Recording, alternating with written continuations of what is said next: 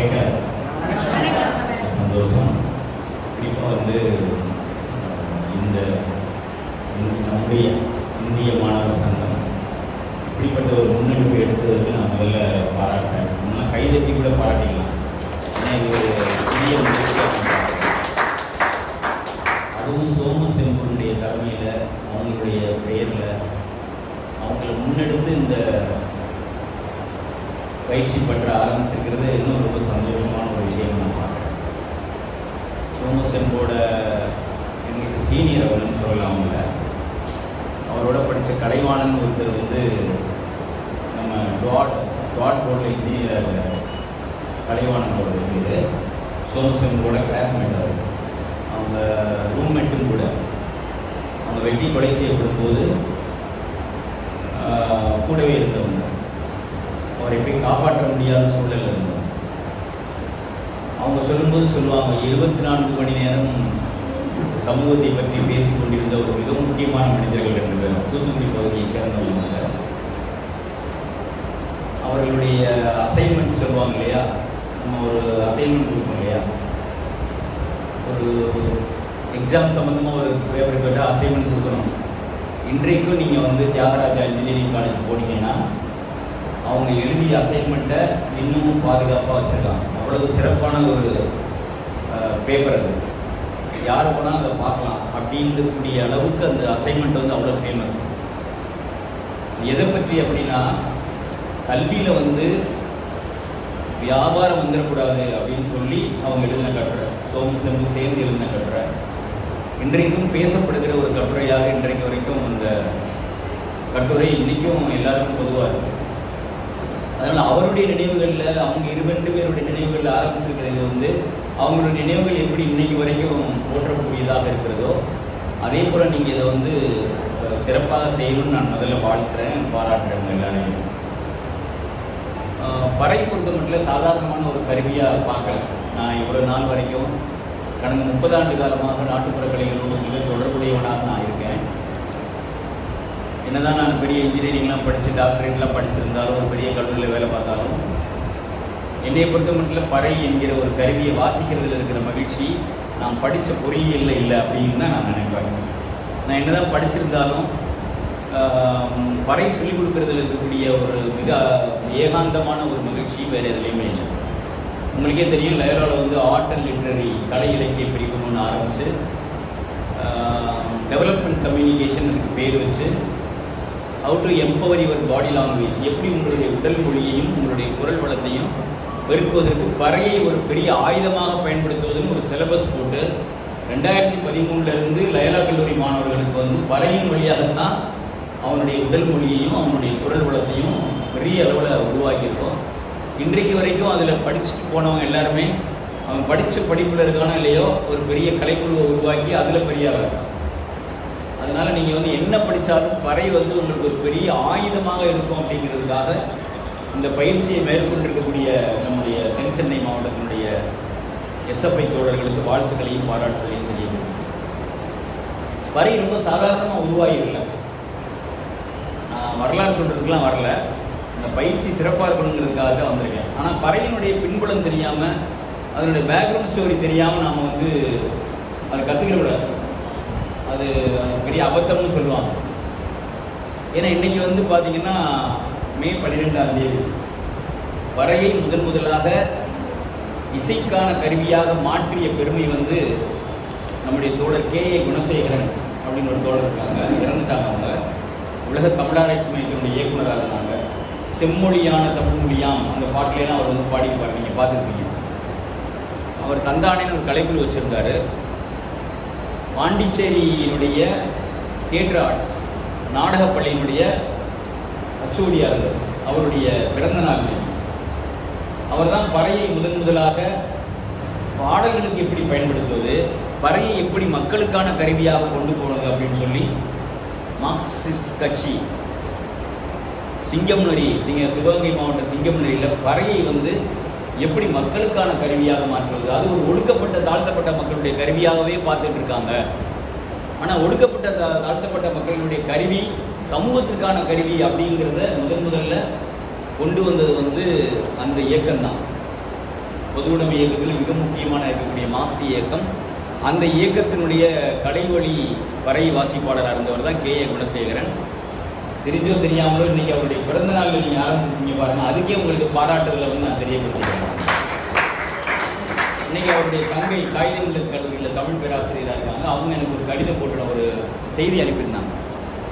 KA. குணசேகரனுக்கு வந்து நம்ம வந்து உங்களுக்கு தெரியும், ஆடு வயிற்றுக்கு மேய்ஞ்சிருக்கு, மாடு வயிற்றுக்கு மேய்ஞ்சிருக்கு, ஆட்டையும் மாட்டையும் மேய்ச்சமே வயிறு, ஆலை இலை போல காஞ்சிருக்குங்கிற பாட்டெலாம் அவருடைய தான். மானத்து சந்திரன் மன்மதன் இந்திரன் வாலிர பூமியடா நான் பிறந்து வளர்ந்த தேசமடான்னு பாடின அவர் தான்.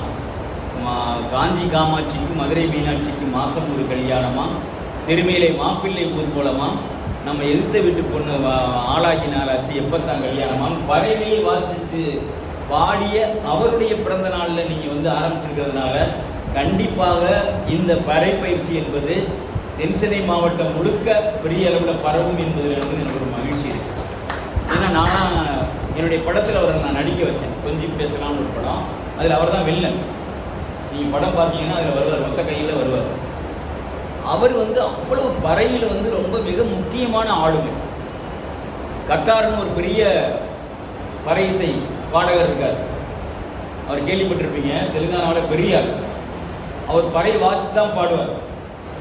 அப்போ பறை வாட்சிட்டு பாடுறவங்க இருக்காங்க, பறையை அடிச்சுட்டு கோஷம் போடுறவங்க இருக்காங்க, பறையோடையே கோஷம் போடுறவங்கலாம் இருக்காங்க. அப்போ பறை வந்து ஒரு சாதாரணமான கருவியே கிடையாது. ஆதி பொது உடைமை சமூகத்தில் தோன்றிய இந்த கருவி, இறந்து போன விலங்கினுடைய தோளிலிருந்து உருவாக்கப்பட்ட இந்த கருவி, முதலில் இசையை கண்டுபிடிச்சவங்களே இங்கே உட்கார்ந்துருக்கிற பெண்கள் தான். வேட்டைக்கு போயிட்டு வரக்கூடிய ஆண் தோலை காய போடுவான், அவ்வளோதான். இந்த காயப்பட்ட தோலில் மொய்த்த ஈக்களை விரட்டுற வேலை தான் பெண்களுக்கு. சுருங்கிரும், திருப்பி அதை இழுத்து கட்டி வைப்பாங்க 2 மரங்களுக்கு இடையில. இழுத்து கட்டும்போது திருப்பி ஈ முக்கியம். அவங்க என்ன பண்ணுவாங்க, அந்த இழுத்து கட்டும்போது விரைப்புத்தன்மை வரும்போது அந்த ஈயை வந்து விரட்டுவதற்கு கல் எடுத்து கூட அடிக்க மாட்டாங்க, ஒரு குச்சி எடுத்து அடிச்சிருக்காங்க. அப்போ உருவான சத்தம் தான் மிக மிக முக்கியமான சத்தமாக. நான் சொல்லலை, ஆப்ரஹாம் பண்டிதர் அப்படின்னு ஒருத்தர், அவர் தான் இசையினுடைய கர்ணாமிருக சாகரம் அப்படின்னு புக் எழுதியிருக்காரு. நீங்கள் தயவுசெய்து அந்த புக்கை எடுத்து படித்து பார்த்தீங்கன்னா, தமிழ் இசையினுடைய முதல் கருவியினுடைய பேர் பறை தான். முதலில் தமிழ் சூழலில் இன்றைக்கு உருவாக்கப்பட்டிருக்கக்கூடிய எல்லா கருவிகளும் அதற்கு வந்து மூலமாக இருக்கிறது வந்து இதுதான், பறை. நீங்கள் எல்லாரும் டிஎம் கிருஷ்ணான்னு ஒருத்தர் கேள்விப்பட்டிருப்பீங்க. அந்த டிஎம் கிருஷ்ணா வந்து அவருடைய மூல நூலாக ஒரு நூல் வச்சுருக்கார், செபஸ்டியன் சயின்ஸ்னு ஒரு புத்தகம். அந்த புத்தகத்தில் வந்து மிருதங்கம் செய்கிறத பற்றி அவர் வந்து ஒரு புக் எழுதியிருக்கார். மிருதங்கம் செய்கிறவங்க யாருன்னா ஒடுக்கப்பட்ட தாழ்த்தப்பட்ட மக்கள். அதில் செபஸ்டியான் ஒருத்தர் தான் அந்த மிருதங்கத்தை செய்தவர். செம்மங்குடி சீனிவாச ஐயருக்கோ சுப்புடு ஐயருக்கோ மிருதங்கத்தினுடைய சுதியை வந்து வாங்கி தர்றவங்க வந்து பறை செய்யக்கூடிய கலைஞர்கள் தான். அந்த செபஸ்டியான் வந்து ஒரு ஒடுக்கப்பட்டவர். அவர் என்ன பண்ணுவாரா, செம்மங்குடி சீனிவாசன் சுப்புடு ஐயரெல்லாம் பேச வைப்பாராம். பேச வச்சு கருவியை தயார் பண்ணுவார். இப்போ எவ்வளவு ஞானம் இருந்திருக்கு பாருங்க. யாரை நாம் தாழ்த்தப்பட்டவர்கள் ஒடுக்கப்பட்டவர்கள் சொல்கிறோமோ, சுப்புடு ஐயருடைய குரலை வாங்கி, பாடுறவருடைய குரலை வாங்கி, அந்த குரலுக்கான ரிதத்தை வாறு பிடிச்சி மிருதங்கம் பண்ணுவாங்க. அப்போ யார் மிகப்பெரிய அறிவாளி, சுப்புடு ஐயரா இல்லை செபஸ்டியானா? அப்போ ஒருவருடைய குரலையே வாங்கி ஒரு இன்ஸ்ட்ருமெண்ட்டுகளை கொடுக்கக்கூடிய ஒரு கருவி தான் பறை. அதுதான் நமக்கு தாய் கருவி. அப்போ அதை கற்றுக்கிற போது நம்ம எவ்வளவு ரொம்ப நேர்த்தியாக கற்றுக்கணும்.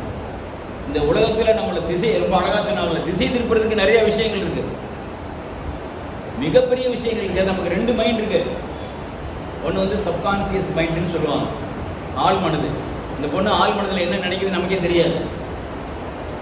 கான்சியஸ் மைண்டுன்னு இருக்கு. ஆனால் சப்கான்சியஸ் மைண்டை வந்து நகர்த்துறது யார் தெரியுமா?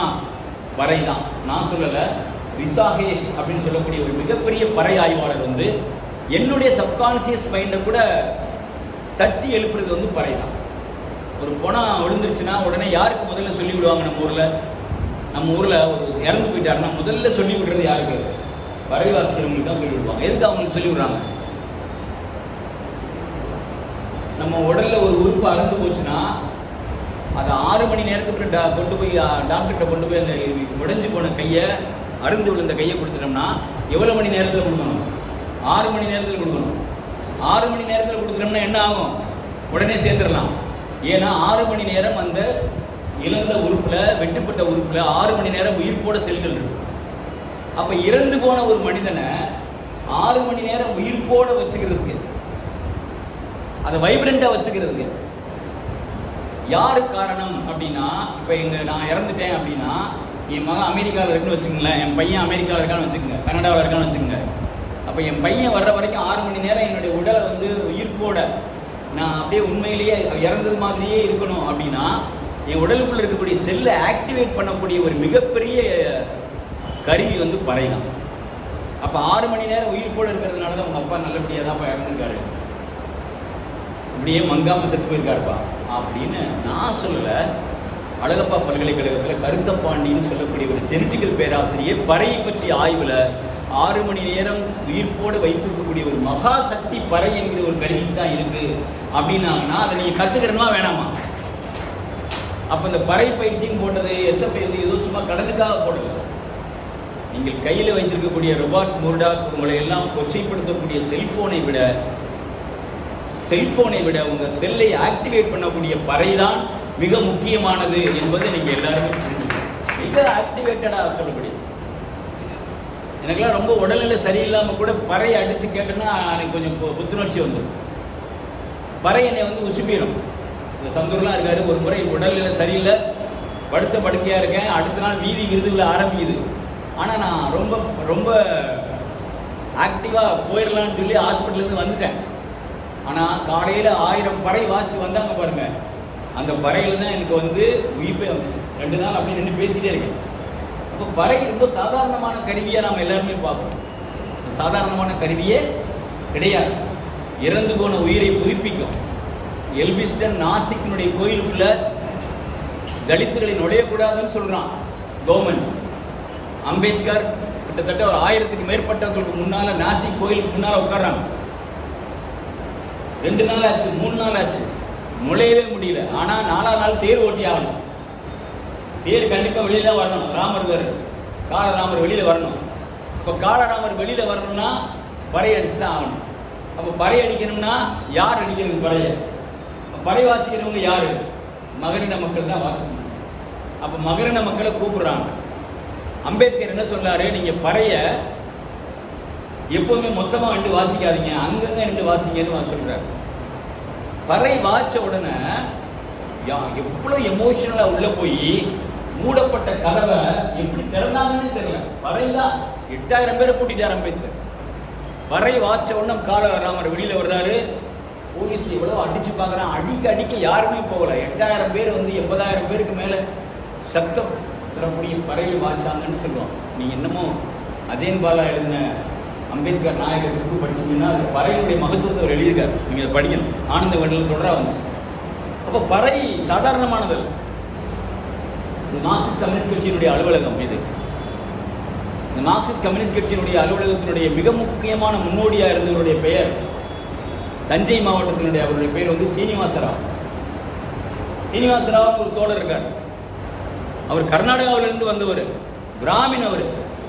ஆனால் அவர் வந்து நாகப்பட்டினத்தில் இருக்கக்கூடிய விவசாயிகளுக்காக வேலை செஞ்சார். நீங்கள் பறை ஏதோ சொல்லிட்டாங்க, பறை பயிற்சிட்டாங்க. எதுக்கு பறை பயிற்சி? எதுக்காக அவங்களை கூப்பிட்டு உட்கார வச்சிருக்காங்க? 8 மணின்னு சொல்லிட்டு இன்னைக்கு வரைக்கும் உட்காந்துருக்கோம்னா பறைக்காக நீங்கள் எவ்வளோ நாள் காத்துக்கலாம். அவர் என்ன தெரியுமா பண்ணாரு? கொத்தடிமைகளாக இருக்கணும், 24 மணி நேரம் அடிமைகள், 24 மணி நேரம் வேலை செய்யணும், ஆண்டைகளுக்கு கை கட்டி வேலை செய்யணும். அவர் அந்த ஊருக்கு வர்றார். அந்த ஊரில் வந்து முதல்ல ஒரு கூட்டம் போடுறார். எல்லா ஒடுக்கப்பட்ட தாழ்த்தப்பட்ட விவசாயிகளையும் கூட்டம் போடுறார். அவர் தான் செங்கொடி ஏற்றி வச்சவர். நாகப்பட்டினத்தில், தஞ்சையில், கீழத்தஞ்சைன்னு பேர், வெண்மணி ஒரு இடத்துல நடத்த உங்களுக்கு தெரியும். எத்தனை விவசாயிகளை வெறிச்சு கொலை செஞ்சாங்க. ஆனால் அதுக்கு பறை எவ்வளவு முக்கியமான காரணமாக இருந்தது தான் ரொம்ப ரொம்ப முக்கியம். ஆண்டைகளுக்கு, முதலாளிகளுக்கு கோபமூட்டிய கருவி அந்த பறை. அந்த ரிசாகேஸ் எழுதுனாங்க. அவங்களோட நான் 13 நாள் பயணம் பண்ணியிருக்கேன். இங்கே வந்து தான் எழுதுனாங்க. பல ஊர்களுக்கு நான் கூட்டு போயிருக்கேன். அவங்க சீனிவாசராவை பற்றி கேள்விப்பட்டு எழுதுதான். எல்லாரையும் கூட்டம் போட்டு என்ன தெரியுமா சொல்றாரு? உங்க வீட்டில் பறை இருக்கான்னு கேட்கிறாரு. ஒரு பெரிய தலைவர் என்ன கேட்பாரு? நீங்க எங்க இயக்கத்தில் சேருங்க, சந்தா கட்டுங்கன்னு சொல்லுவாங்க. எங்க இயக்கத்தில் சேர்ந்தா எங்க இயக்கம் பெரிய இயக்கம்னு சொல்லுவாங்க. ஆனால் அவர் சொல்லல, உங்கள் வீட்டில எல்லாம் பறை இருக்கான்னு கேட்குறேன். ஆமாம் இருக்கு. நாங்கள் போகி எப்போ அடிப்போம்? பழையன கழிதலும் புதுவன் புதுவன் போகி அன்னைக்கு அடிப்போம். எங்கள் ஊர் குலசாமி கோயில் திருவிழாவுக்கு அடிப்போம். அந்த பறையை எல்லாரும் எடுத்துட்டு வாங்க. பறையை எடுத்துகிட்டு வந்து முதல்ல அடிப்பறை அப்படின்னு ஒரு விஷயத்தை சொல்கிறார். அவர் ஒரு பிராமின். அவர் அடிப்பறையை பற்றி சொல்கிறார். அடிப்பறைங்கிறது என்ன அப்படின்னா, உங்களுடைய பிரச்சனையை பேசணும். ஏன் நீங்கள் 24 மணி நேரம் வேலை பார்க்குறீங்க? ஏன் வேலை பார்க்குறீங்க? இல்லை எங்களுக்கு டைம் தெரியாது. இல்லையே உங்கள்கிட்ட தான் பறை இருக்கு. கரெக்டாக 8 மணி நேரம் முடிஞ்ச உடனே உங்கள் வீட்டில் இருந்து பறை எடுத்துகிட்டு வந்துருங்க. கரெக்டாக 8 மணி நேரம் வேலை முடிஞ்ச உடனே பறை வாசம். இங்கே இருக்கிற விவசாயிகள் அடித்த உடனே அங்கே இருக்கிற விவசாயிகளுக்கு தெரியும். கரெக்டாக 8வது மணி நேரத்தில் பறை அடித்த உடனே எல்லாரும் நிலத்தை விட்டு வெளியில் வந்துருக்காங்க. முதலில் தொழிலாளர்களுக்கு 8 மணி நேர வேலையை உறுதி செய்த ஒரே இயக்கம் மார்க்சிஸ்ட் கம்யூனிஸ்ட் கட்சி இயக்கம். அதனுடைய தலைவர் சீனிவாச ராவ் பயன்படுத்திய முதல் ஆயுதம் பறை. இதை நான் சொல்லல, ரிசாகேஸ் என்பது. அப்ப ரிசாகேஸ் போன்ற ஒரு ஆங்கில பெண்மணிக்கு தமிழ்நாட்டில் இருக்கிற பறையினுடைய மகத்துவம் தெரியுதுன்னா, அந்த பறையை சொல்லிக் கொடுக்குற நீங்களும், அந்த பறையை கற்றுக்கொள்ள போகிற நீங்களும் அதை எதற்காக பயன்படுத்த வேண்டும்னு சொல்றாங்க. அவங்க ரிஷா எழுதுறாங்க. ரிஷா ஒரு பொண்ணை இன்டர்வியூ பண்ணி எழுதுறாங்க. நீங்க பெண்கள் குனிஞ்சு நடுவாங்க, நீங்க பார்த்துருப்பீங்க. நல்ல சேலையை வரைஞ்சு கட்டிக்கிட்டு குனிஞ்சு நடுவாங்க. ஒரு பெண் இப்படி குனிஞ்சு நடும்போது ஆண்டை இருக்காங்க முதலாளி, அந்த பெண்ணினுடைய பின்பகுதி இருக்குல்ல, பின்பகுதிக்கு வந்து பின்னால் நிற்பானா. அப்படி நல்லா யோசிச்சு பாருங்க, எவ்வளவு கொடுமைகளை நாம் அனுபவிச்சிருக்கோம். நீங்க பிரியாணி சாப்பிட்றீங்க, பொன்னி அரிசி சாப்பிட்றீங்க, சம்பா அரிசி சாப்பிட்றீங்க, ஐயா அரிசி சாப்பிட்றீங்க. அதை விளைவிக்கிற ஒரு பெண். இன்னைக்கு நம்ம ஜீன்ஸ் போட்டிருக்கோம், வித்தியாசமான டிஷர்ட்ல உட்காந்துருக்கோம், ஷேக்வர படத்தை போட்டு நம்ம பண்றோம். ஆனால் அந்த பெண் குனிஞ்சு நடும்போது அவன் என்ன பண்ணுவான், அந்த பெண்ணினுடைய பின்பகுதியில் வந்து நின்றுக்குருவானா அந்த முதலாளி. பின்பகுதியில் வந்து நிற்கும் போது அவன் எந்திரிப்பான். அந்த பொண்ணு எந்திரிக்கும் போது அந்த பெண்ணுடைய பின்பகுதி வந்து அவனுடைய மர்ம உறுப்புல படணும். அவனுக்கு படும்போது அவனுக்கு அப்பதான் உணர்வை ஏற்றிக்கிறது. இதை வந்து ஒரு தலைவர் சந்திச்சு ஒரு பெண்ணை கொச்சைப்படுத்துறான் அப்படிங்கும்போது பெண்களை கூப்பிட்டு அதுதான் சொல்லியிருக்காரு. உனக்கு அந்த மாதிரி எந்திரிக்கும் போது உன்னை மோசமாக நடத்துறான் அப்படின்னா பறை எடுத்து அடி. பறை எடுத்து அடித்த உடனே பெண்கள் கூடுவாங்க. இவன் இந்த மாதிரி என்கிட்ட வந்து தவறாக நடந்து கொண்டான்னு சொல்லி முதலில் பெண்ணுக்கு எதிராக நடக்கக்கூடிய வன்முறைக்கு பறை என்கிற கருவியை பயன்படுத்தியதும் நம்முடைய பொது உடைமை இயக்கத்தினுடைய மிக முக்கியமான தலைவர்களுடைய கருவியாக இருந்தது பறை. இன்றைக்கும் நீங்கள் குனிஞ்சிருக்கிற ஒரு பெண்ணுக்கிட்ட ஒருத்தர் வந்து நின்னான்னா அவங்க வாசிக்கிற ஒரே கருவி பறை. நான் சொல்லல, ராஜம்மாள் தேவதாஸ் கீழ்வெல்லூர் என்கிற கிராமத்தில் ஒரு கல்வெட்டு இருக்கு. இந்த கல்வெட்டில் போய் பார்த்தீங்கன்னா பறை தான் பெண்களை பாதுகாத்த கருவியாக இருந்திருக்கு. இப்போ சொல்லுங்க, பறை கற்றுக்கிறது நல்லதா? நல்லதா? பெரிய கம்யூனிகேஷன் டூல் அது. நம்மளால ரொம்ப கத்த முடியாது, ஆனால் ஒரு பறை எவ்வளவுக்கு வேணாலும் போய் சொல்லணும். அதனால தான் நான் உங்களுக்கு தயவு செய்து, பறையினுடைய வரலாறு சாதாரணமான வரலாறு அல்ல. பறையினுடைய வரலாறு இந்த சமூகத்திற்கான வரலாறு. பறையினுடைய வரலாறு இந்த சமூகத்தை தட்டி எழுப்பிய வரலாறு. எல்லாருக்கும் தெரியும், ஜோ பைடன் ஒருத்தர் இருந்தாரு. எங்க இருந்தாரு? எந்த ஊருக்காரரு? அமெரிக்காவா ரஷ்யாவா? Joe Biden அமெரிக்காக்காரர். அவர் அதிபராக வந்த உடனே அவர் நடந்துச்சு அவங்க ஊரில் ஒரு இன்சிடென்ட். என்ன நடந்துச்சு? ஒரு கருப்பின பையனை ஒரு போலீஸ்காரன் கழுத்தில் ஷூவில் மீச்சு கொண்டான். பெரிய ஆர்ப்பாட்டம் நடக்குது. ஆனால் அந்த ஆர்ப்பாட்டத்தில் ஜோ பைடன் வெளியே வரல. ஆனால் இந்தியாவிலிருந்து போன ஒரு கலைக்குழு, ஸ்டார் கலைக்குழு, இந்தியாவிலிருந்து போய் ஜெயக்குமார், அந்த ஸ்டார் கலைக்குழு அங்கே பறை பயிற்சி நடத்துகிறாங்க. இன்னைக்கு நம்ம மாணவர்களுக்கு 50 பேரை படிக்க வைக்கிறாங்க அந்த கலைக்குழு. அந்த ஸ்டார் கலைக்குழுவை சேர்ந்த 6 பெண்கள் பறை எடுத்து வெளியில் அடித்த உடனே தான் ஜோ பைடனே வெளியே வந்தார். அன்னைக்கு அந்த கருப்பின பையனுடைய இறப்பை ஜோ பைடனுக்கு அறிவுறுத்தியதே பறை தான். அப்படின்னா பறை எவ்வளவு முக்கியமான கருவி அப்படிங்கிறத நீங்கள் உணர்ந்து கொள்ள வேண்டும். அந்த பறையை மிக முக்கியமாக, நான் கடவுளுக்கு இணையாக நான் பறையை சொல்ல மாட்டேன், ஆனால் பறை என்பது புரட்சிக்கான ஒரு கருவியாக. எருன்னு சொல்லுவார் அவர், சிந்தன், ஏபி சிந்தன் ஒரு பெரிய தலைவர் இருந்தார். அதை வந்து எருன்னு சொல்றார், உரம்னு சொல்றார் பறை. அவர் எழுதின புத்தகங்கள்லாம் படிச்சீங்கன்னா, துலாபாரம் ஒரு படம், அந்த துலாபாரம் படத்தில் பறை பயன்படுத்தினதுக்கு அவர் 1/2 மணி நேரம் பேசியிருக்கார். விபிசி சமீபத்தில் அவருடைய பிறந்தநாளும் நினைவு நாளாக வந்துச்சு. விபி சிந்தன்லாம் வேறு ஊருக்கு மாநிலத்துக்காரு, பறை வாசிக்க கேட்பாராம். அவர் சொல்லுவாராம், வட சென்னை பறைக்குன்னே ஒரு தனி அழகுன்னு அவர் எழுந்தார் புத்தகம். அப்போ வட சென்னையில் இருக்கிறவங்களோ தென் சென்னையில் இருக்கிறவங்களோ பறையை எதற்காக பயன்படுத்த வேண்டும்? பறை இறந்தவர்களை உயிர்ப்பிக்கும் கருவி, பறை போராட்டத்தினுடைய குறியீட்டு கருவி, பறை இந்த சமூகத்தினுடைய புரட்சியை அடையாளப்படுத்தக்கூடிய கருவி.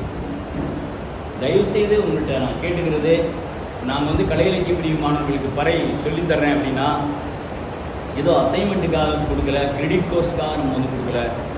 இன்றைக்கும் பறை வாசித்து அந்த பற்றையிலிருந்து போனவர்கள் பெரிய பெரிய மனிதர்களாக உருவாகியிருக்காங்க. பறை ஒரு ஆத்மார்த்தமான கருவியாக உருவாகி இருக்கிறது. எந்த டிபார்ட்மெண்ட்டில் படித்தாலும் 98 நான் சேர்ந்த புதுசில் பறை வந்து சொல்லிக் கொடுக்குறோம். சும்மா வந்து பறையை வந்து தொட்டு பார்த்து அடித்து அந்த பறையில் ஐக்கியமானவன் தான். அவனுடைய முதல் படமே பறையினுடைய ஒளியில் ஸ்டார்ட் பண்ணான். ஒரு முக்கியமான விஷயத்தை தெருக்கூத்தில் பறையை வாசித்து சொன்னான். குற்றம் கடிதல்னு ஒரு படம், அந்த படத்தில் பறையொலியோடு வரக்கூடிய ஒரு காட்சி. அவன் நம்ம கலை இலக்கிய பிரிவில் இருந்த பிரம்மான ஒருத்தன், அவன் தான் குற்றம் கடிதல் படத்தினுடைய இயக்குனர். தேசிய விருது தெருக்கூத்தையும் பறையும் மிக்ஸ் பண்ணி படம் திருப்பி குற்றம் கடிதல் படம் பாருங்க. அப்போ பறை எவ்வளவு முக்கியமான கருவி என்பது உங்களுக்கு தெரியும். பறை எவ்வளவு அவசியமான கருவி என்பது உங்களுக்கு தெரியும். பறை எவ்வளவு ஆழமான கருவின்னு உங்களுக்கு தெரியும். திருப்பரங்குன்றத்தினுடைய கலை இரவில் முதல்ல திண்டுக்கல் போர்ப்பறை சக்தியினுடைய பறையை கேட்டவர்கள் தான் வெங்கடேசன் எம்பி. இந்த வெங்கடேசனுடைய எம்பியோட துணையாக நின்று வசூல் பண்ண முண்டியிலேருந்து கூட போனவன் தான் சீனு ராமசாமி. அந்த பறையினுடைய முக்கியத்துவத்தை அவன் வந்து மதிச்சியம் பாடாக வச்சும் வேலு ஆசானை வச்சு ஒரு பாட்டே பண்ணியிருப்பான். நீ பார்த்துருப்பீங்க அந்த படம், உங்களுக்கு எல்லாருமே தெரியும். அப்போ பறை எவ்வளவு முக்கியமானதாக ஒரு பொது உடைமையாளருடைய மனசுக்குள்ள பெரிய அளவில் ஒரு பிரளயத்தை உருவாக்குது. அந்த பறையை நீங்கள் எல்லோரும் கற்றுக்கொள்ள வேண்டும். பறை என்பது ஒரு சாதாரணமான கருவியாக பார்க்காமல் அதை கற்றுக்கொள்வதற்கே சில ஆசான்கள் இருக்காங்க. பறைக்கு எப்படி வணக்கம் சொல்வதுன்னே சொல்லிக் கொடுப்பாங்க. சில பேர் பறை எப்படி வணங்கன்னு சொல்லிக் கொடுப்பான். சப்போஸ் பறை வாசிக்கும் போது கீழே விழுந்துருச்சுன்னா அவனுக்கு சொல்லியே கொடுக்க மாட்டாங்க ஆசானெலாம் இருக்காங்க, பிடிவாதமான ஆசானங்கள். பறையில் இருக்கக்கூடிய 2 குச்சி, ஒன்று மேலே இருக்க அடிக்கிற சுண்டு குச்சி, கீழே இருக்கிற அடிக்குச்சி. சுண்டு குச்சியை கீழே போட்டாங்களே அவனுக்கு கையில் அடித்த ஆசான்லாம் நான் பார்த்துருக்கேன். வேலு ஆசான்னு ஒருத்தர் இருக்கார், ஆறுமுகம்னு ஒருத்தர் இருக்கார், இறந்து விட்டார் அவர். அப்புறம் நம்ம ரெட்டியப்பட்டியினுடைய ரங்கராஜன் இருக்கார். இந்த ரங்கராஜன்லாம் எவ்வளோ பெரிய ஆளுன்னு ஒரே உதாரணத்தோடு நான் முடிச்சுக்கிறேன். டிவிஎஸ் ஐயங்கார் உங்களுக்கு தெரியும். டிவிஎஸ் ஐயங்காருடைய ஒரு ப்ரோக்ராம் நிகழ்வு, அந்த நிகழ்வில் சிவதாண்டவம், நாங்கள் வீதி புத்தகத்தில் நான் எழுதியிருக்கேன். அதை சிவதாண்டவத்துக்கு வந்து பறையில் வாசிக்கணும்னு முடிவு எடுக்கிறாங்க.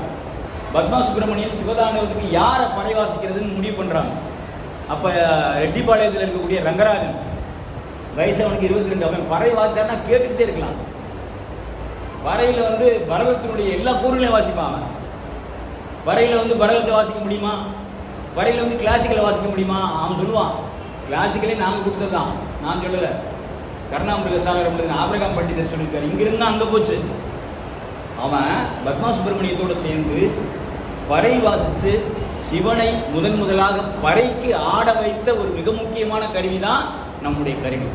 எங்கேயாவது சிவன் பறைக்கு பரதம் ஆடி பார்த்துருக்கலாம் நீங்கள்? சிவதாண்டமே ஆட வச்சாங்க. அவ்வளோ பெரிய வரலாறு பறைக்கு இருக்கிறது. அந்த பறையை நீங்கள் கற்றுக்கொண்டு மிகச் சிறந்தவர்களாக பறையை கற்றுக்கொள்ள வேண்டும். பாதியிலே விட்டுட்டு ஓடி போயிடாதீங்க. இது ஓடி போகிற கருவி இல்லை, இது நம்மை உணர்வூட்டக்கூடிய கருவி. இதை கற்றுக்கிட்டோம்னா உடலினுடைய வலிமையே வேறு தான். பறை அப்படிங்கிறது டு எம்பவர் யுவர் நாலேஜ் அப்படின்லாம் சொல்லியிருக்காங்க. பறை வந்து உன்னுடைய கான்சன்ட்ரேஷன் பவரை இன்க்ரீஸ் பண்ணும். பறை உன்னுடைய மெமரி இருக்குல்ல, random access memory, read only memory, alterable read only memory, erasable read only memory, இப்படிலாம் மெமரி பற்றி வகை சொல்கிறாங்கல்ல. இந்த மெமரியினுடைய செல்களை ஆழமான செல்லாக மாற்றக்கூடிய ஒரே சக்தி பறைக்கு உண்டு. நீங்கள் வாசிக்கும் போது தான் அதனுடைய தன்மையை நீங்கள் உணர்வீர்கள். வாசிக்கிறவங்கெல்லாம் எவ்வளவு எந்துவாக இருக்காங்கங்கிறது உணர்வீங்க. தென்சென்னை மாவட்டம் ஒரு அருமையான வேலையை இந்திய மாணவர் சங்கம் செய்திருக்கிறது. பறை ஒரு ஆழமான கருவி, பறை ஒரு ஆத்மார்த்தமான கருவி. பறையை வாசிப்போம், இந்த சமூகத்திற்கு பறையின் வழியாக புரட்சியை சொல்லித் தருவோம். நன்றி, வணக்கம்.